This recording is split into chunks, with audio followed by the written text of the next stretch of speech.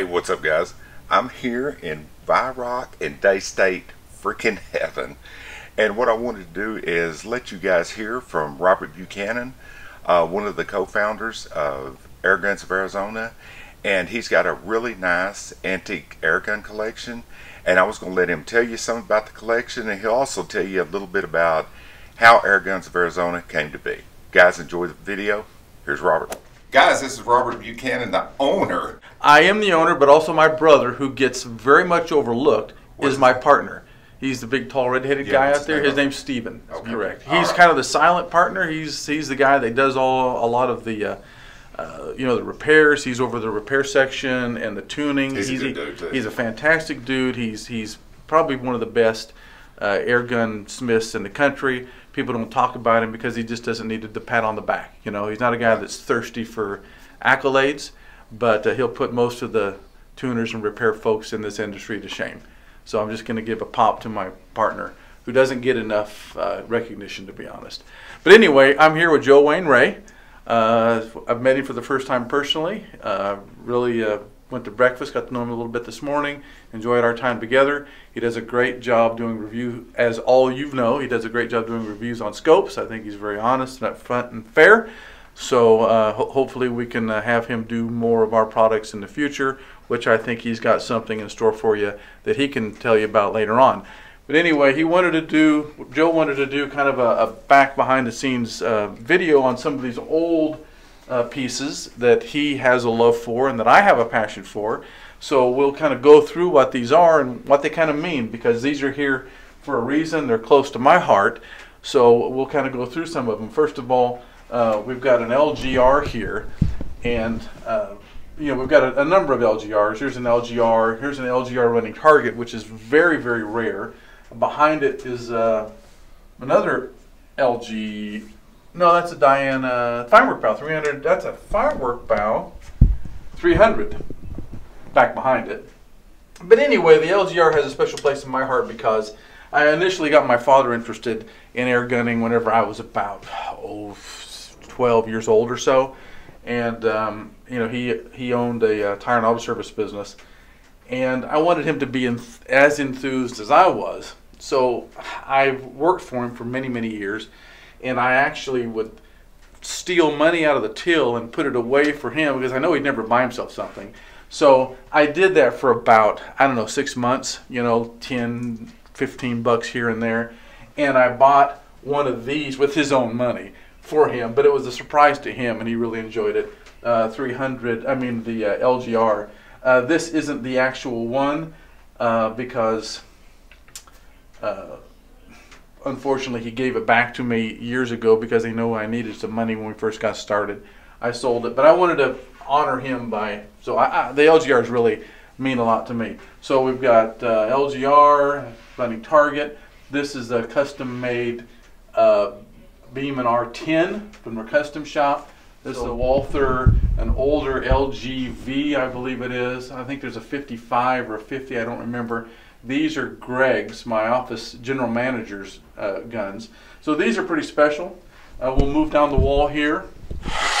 We have a couple old Crossmans. Dave Grunfield, who some of you may know, was a big Crossman repair station here in Arizona.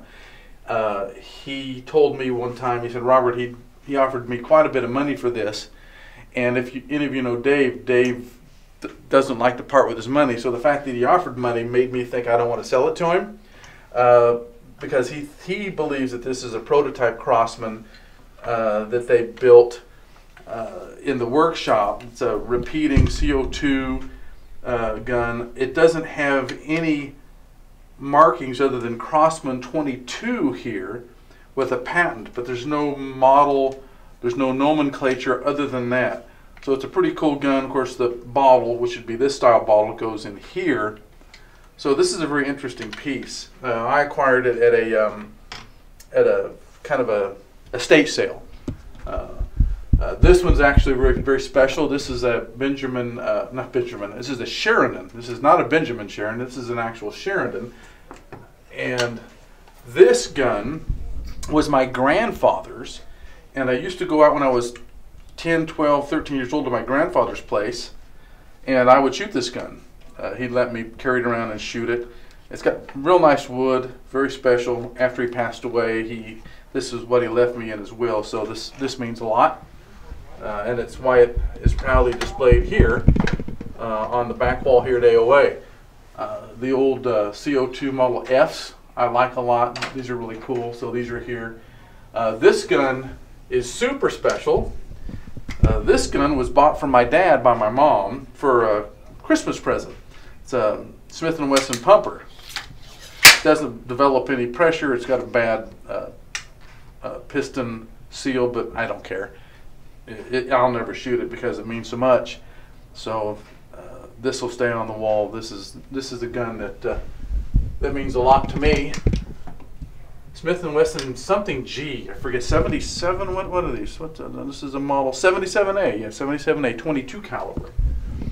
Easy to. Its big deal was it was easy to cock, kind of a lever action.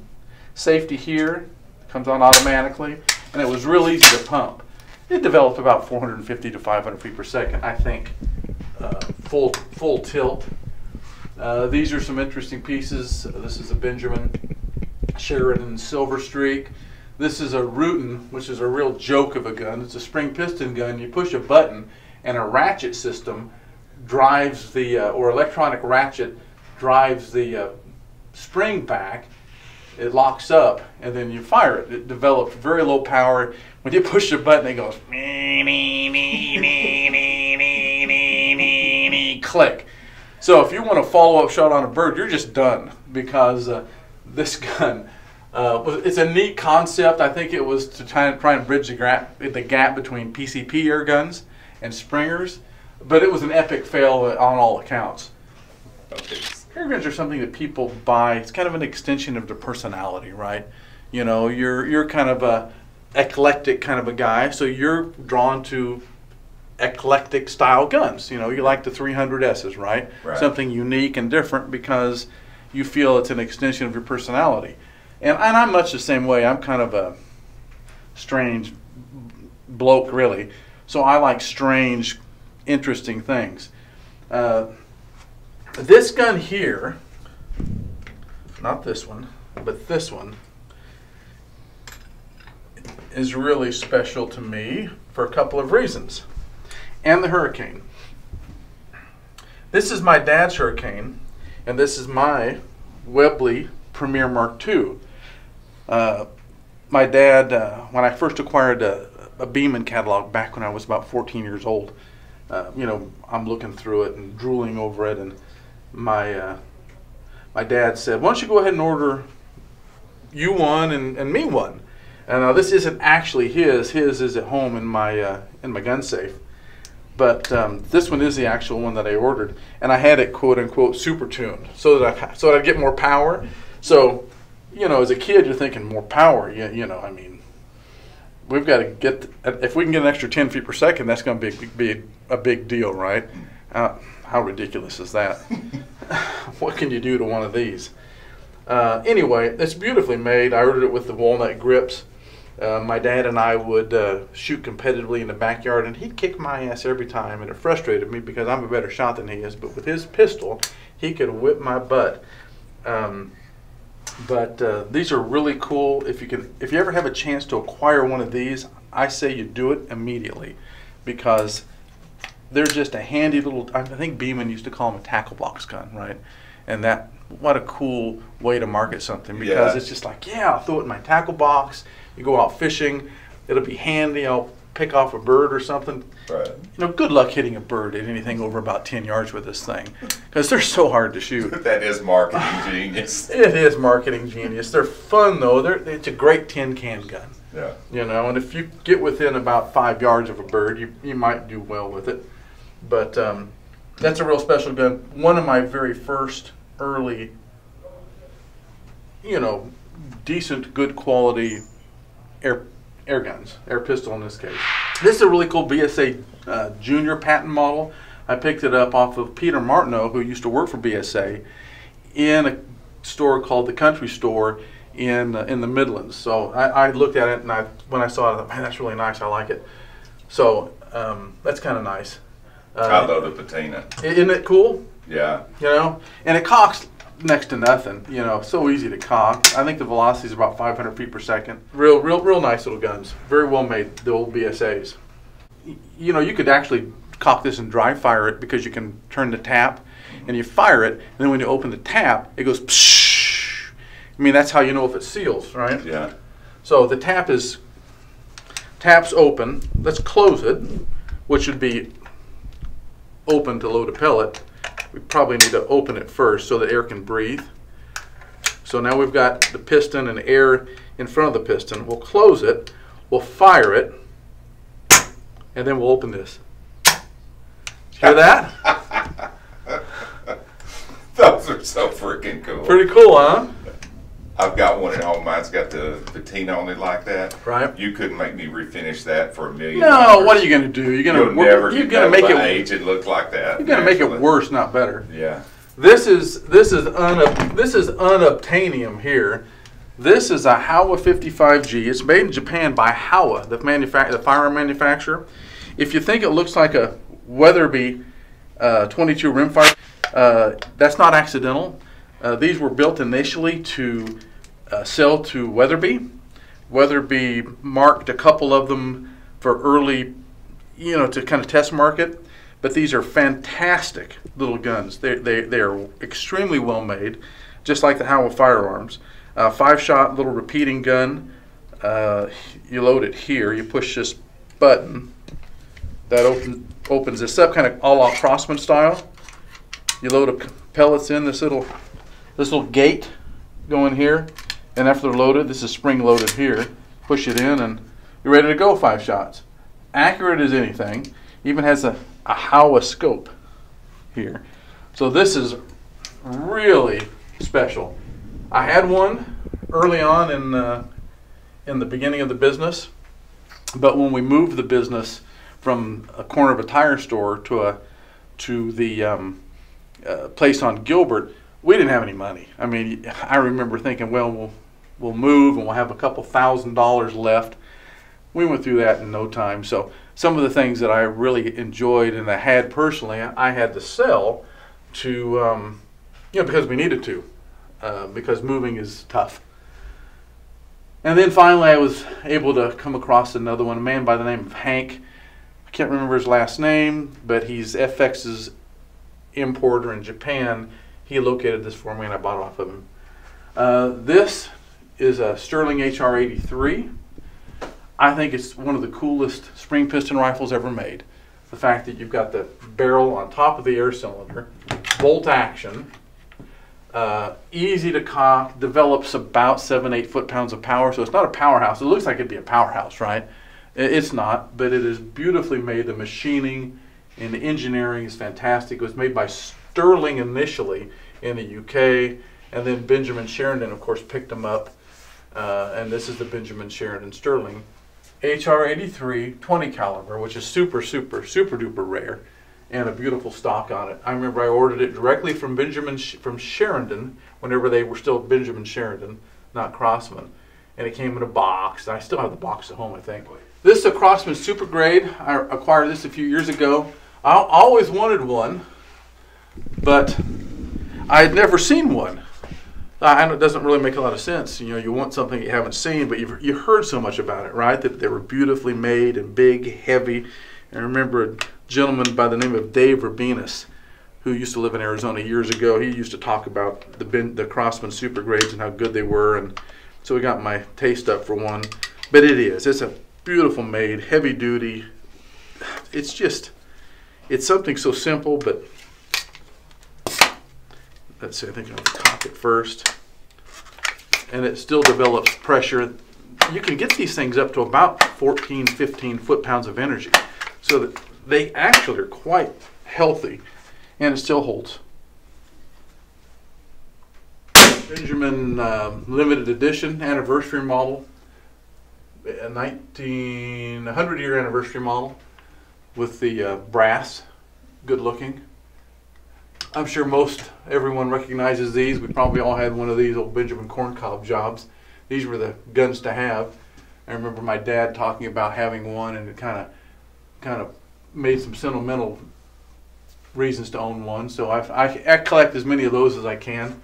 After a while, though, you get more than 10 of them. You know, what's the point, right?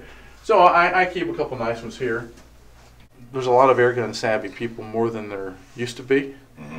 And 20 years ago, I was able to acquire a lot of these really cool guns because people really didn't have any interest in them. Mm-hmm.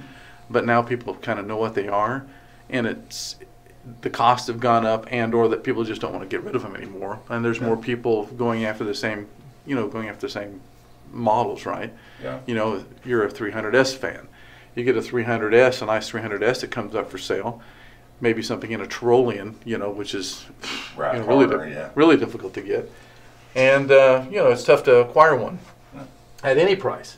This is my dad's air pistol that he had when he was 7, 8 years old. That doesn't develop any pressure, but that's okay. You can rebuild it if you want to. But I remember him telling me that he used to go around a place called Tovery's, which was a dairy farm, I believe. Or maybe a raised steer for beef. I don't remember, but it was here in the valley. And he said he'd go around Tover's. He had permission by the owners to go in and out the stalls or the dairy, and just not shoot any cows, and shoot pigeons and rabbits and stuff. So he kind of had a time of his life, and it's still with us. So this gun is my dad's 78. So this gun's 65 years old. This gun is. So there's not an amount of money on the planet that I'd sell this for. This little Diana is a neat little piece that was given to me by a customer. So it's back here just because I thought it was real nice for him to buy it. He said, I want something on your wall, so he bought it, and it stays on the wall. This is a military training Daisy, BB gun. I don't know the history of it. I don't know the implications of it. I don't know how valuable it is or not valuable. I just know that it is old, and it was built for the military to train with, for maybe the Korean War, I think. So that's a unique piece, and it resides here. You made mention of this BB gun. This is a really cool gun. This is a Remington BB gun. Remington air rifle, it says. It's got kind of a ratcheting system here. I think there's a little wheel that runs on this. I'm not for certain, but these are worth a little bit of change. This one's in really nice shape. It actually works as well. So, really cool piece. And this is, of all the ones I've ever seen in my life, I've seen only a handful. This is the nicest looking one I've ever seen. Couple Crossman's pumpers. I know a lot of people really like these and really appreciate these. These don't do anything for me. A lot of people really like these, and everybody has their taste, but these, to me, never did anything for me. Maybe because they don't mean anything to me from a sentimental value, Yeah. They don't get a lot from style points either, at least to me. They don't, do they? I mean, I'm not going to criticize the gun. Some people probably love these things, but to me, it's meh. It's kind of meh. This was given to me. This is a cool gun. You look at it and go, what's so cool about it? It just looks like an old Crossman. The surgeon for the CEO of Crossman, I think Ken Darcy, at the time. I've got a customer, and I'm not going to mention his name because I don't know if I should. He may or may not care, but he was the surgeon or the doctor for Ken. Real nice German man. Gave this to me. It is a one of a kind. It was made for the man. You notice it says Crossman Model 122 caliber. It's actually a 177 caliber. So this is the only one like it that I've been told of this model made in 177 caliber. That's cool. It's very unique. Still develops pressure. So this means a lot. Cool gun. Historical as well. Then we got a couple of Crossman pumpers, which I've always thought were kind of cool. Here, CO2 gun back behind it. Nothing extraordinary. This is a BB gun. This is not a Daisy. This is a King, I think. No, this is a Daisy. My mistake. This is a Daisy manufacturing Plymouth, USA Daisy 1000 shot, model 27. I don't know the exact year it was made, but it's old and in reasonably good condition. I remember Daisy made a BB gun, you know, the Red Ryder style, and they turned it into a pellet rifle. You ever seen one of those? It was like a Red Ryder, but it had this wheel that was up here, and you put like 3 or 4 or 5 pellets in it, and you rotate it by hand. Yeah. You remember that? Yeah, dude. You and me, probably the only 2 people on the planet. I remember that. Yeah, I remember, and I wanted one of those so bad because it said rifle barrel on the box, right? Yeah. I never acquired one, but I always thought, man, that's really cool. I remember pellet that. rifle with a rifle barrel. Yeah. You know. This was I bought off of Bobby Corcoran, good friend of mine, also one of the best shooters in the country, field target. That's an old training rifle, BB 4.4mm ball. Lead ball's what it shoots. Got a little magazine here. Comes out and you load it. What the heck is this? I know I bought this for a reason. Oh, I thought it was cool. That's the only reason to buy a gun. It was actually, I didn't buy it. It was given to me by a customer. His name's Emery. Super nice guy. And he said, Robert, what's so unique about this gun? Because Emery's a connoisseur of air rifles, especially biathlon rifles, and a historian deluxe about all things guns. So he had it out, and I looked at it, and I said, Emery, you know what the cool thing is about this? Is this here. Why did they spend so much time on this is a relatively cheap gun. Why did they spend so much time in machining this in this way to make it look so cool? And he said, exactly. You win a cookie and the gun. So, unique. I don't know what it is, though. But it's cool. It is cool. It's Eastern European, I'm pretty sure. But there's not a mark on it. You're probably going to get somebody to write in and tell us now what it is, you know, because they probably have one in their closet. Oh, here it is. It's a Super Jelly. Super Jelly. That's a Super Jelly. All right. This is one of my very first air rifles here. My dad bought it for me whenever I was about 10 or so. I remember getting in trouble because I had it on the wall like this whenever I was 10, 11 years old, and I kept CO2 in it because CO2 is expensive and I'm not going to waste it, so it stayed in there. I remember one time walking up to it, I was doing something and I had left a pellet in the chamber, so with it on the wall, I pumped it and fired it, and it shot a hole in the wall. I didn't tell my mom and dad, though. I think I patched the hole with bubble gum or something. So there you go. That's kind of the tour of the the historical guns that we've kind of have on display here at AOA. Hopefully you've enjoyed us, learning about some of them. They mean a lot to me, and appreciate you making this available, Joe, to some of the folks, and I hope they enjoy it. All right. Okay, guys, there you go. Now, I know the video was a little longer than normal, but his stories were so interesting. He's just such a cool guy. I didn't want to edit out a bunch of the stuff that he had to say about these guns. Guys, thanks for watching, and big shout out to Robert for letting me hang out at Airguns Arizona and for taking the time to tell me about the guns.